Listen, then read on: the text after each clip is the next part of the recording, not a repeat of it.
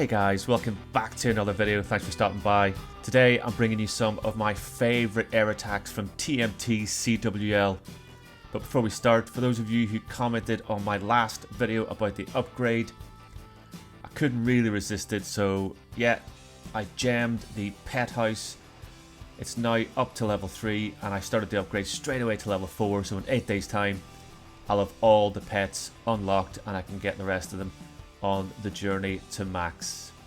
At the minute I've got Lassie upgrading to level 3, and when Lassie is level 3 I'll probably keep going, get Lassie up to level 5. Ideally I want to get them all up to level 5 before they go any further. Once Lassie's done I'm going to do the Yak, probably the Unicorn after that. But at the minute I have all my builders working hard. I've got 3 that are going to be freed up in the next 20 hours, so I've got some serious loot to grab today so that I can get them all busy again. I will, over the next day or so, be able to collect that rune of gold from the season challenges. It'll be sometime tomorrow, so that will help to get some upgrades going. That's enough for me. Let's get into today's video. Stick around right till the end. There's a bit of a special one. One of our guys pulled in an awesome Flybrid attack, which you don't see very often in CWL. Let's have a look at the action.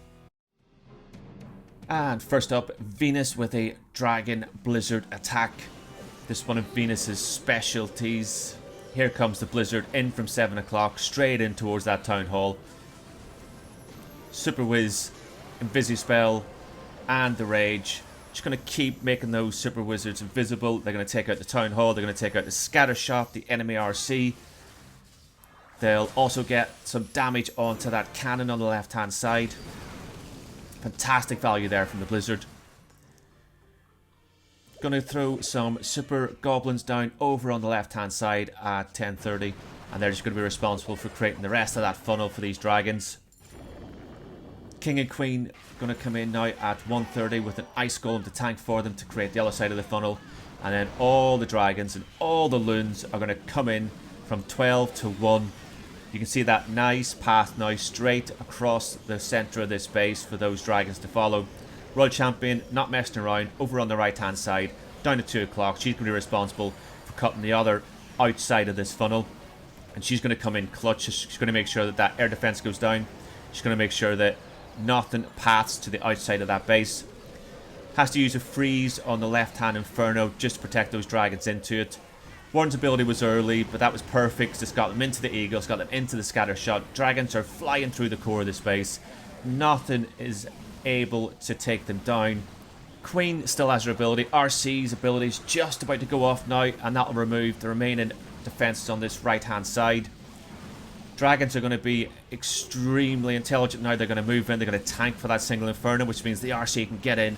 She can take it out without any problem at all. And look at this. 2 swag freezes, doesn't need them. Got enough dragons left up with the Queen's ability to absolutely wreck the remainder of this base. If you've watched any of my videos in the past, you'll have seen Venus pull off this kind of attack so many times. So good at it. And next up, Azim. Azim's coming in with a Blizzard Lalo. Teslan down over at 7 o'clock to take out that mortar. Then he's got the Blizzard moving in towards that Town Hall. Freezes up the sweeper just to make sure the blimp makes it. That's perfectly timed. Everything straight in front of the Town Hall. That little compartment. So much value to be had there. Going to be able to get that Town Hall. Earthquakes it out. Not sure he needed that. Could have saved another spell placed there. But manages to get the Scatter down. Going to get the Town Hall as well. I'm guessing he wanted to get that sweeper on the left. But the Super Wizards move over to the right. Let's see how he recovers from this now. King and Baby Dragon with the RC down at 6 and 7. Ice Golem out in front now to tank for the King, and a Super Wall Breaker to open up that compartment just so the King has nowhere else to go. RC should be fine over here on the right hand side. She'll get the Multi-Inferno. She may get those Teslas as well. Depends how long she gets stalled up. King's ability on the left is going to get him through into that compartment, but probably not much more. Not going to have enough left to get into that Multi-Inferno, so the Queen, I'm guessing, is going to be responsible for that. She's stalled up with the Hound over on the left hand side, but she's going to get through it with a poison spell. She's going to be a little bit dumb now and move over to the right to take out these gold collectors, but eventually will, through her ability, be able to get that Multi-Inferno. Now that he's seen that that's going down, here comes the Lalo. Starting off over at 9 o'clock. Got loons also coming in with the Warden at 10. And loons at 11. And loons at 1. They're everywhere. All collapsing into the left-hand side of this base. Freezed up the scatter shot to make sure that everything over by that eagle is protected. Bit of a strange path here. They manage all to move into the core now from different directions. Find the tornado trap. So we're going to have to use the Warden's ability through there to make sure that that multi-inferno doesn't take out too many of the loons. But with a spell placement here on that last haste, absolutely perfect. Everything's flying through towards the right side of this base. Only those 2 tests left up. And he's got about 400 balloons left. So absolutely no problem with the cleanup here. It's just loons, minions, pups, Warden flying around, taking out everything. Great job. Nice 3-star.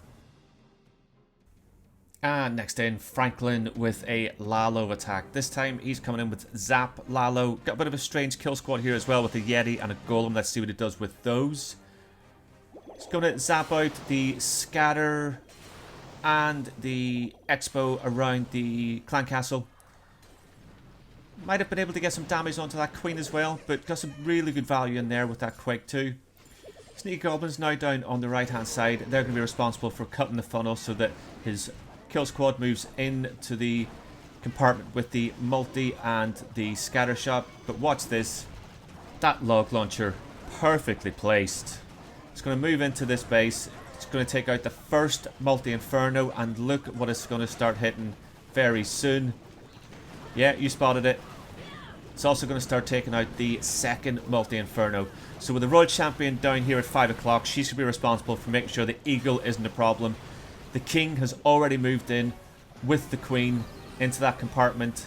They're going to take out the enemy RC. The Clan Castle troops are moving over. They're not going to be a problem either. Yeti's out of the log launcher that's already destroyed both multi-infernos. He did use a zap on the second one, probably didn't need it. But those Yetis are going to be basically just cleaning up the outside of this base.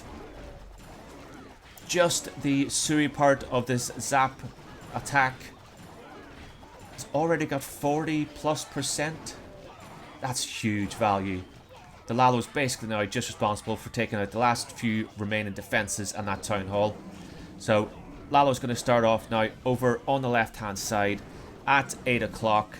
He's going to spread those loons out from 8 right around the left side of that base through till about 11 o'clock, and he's going to want to collapse them all into that town hall.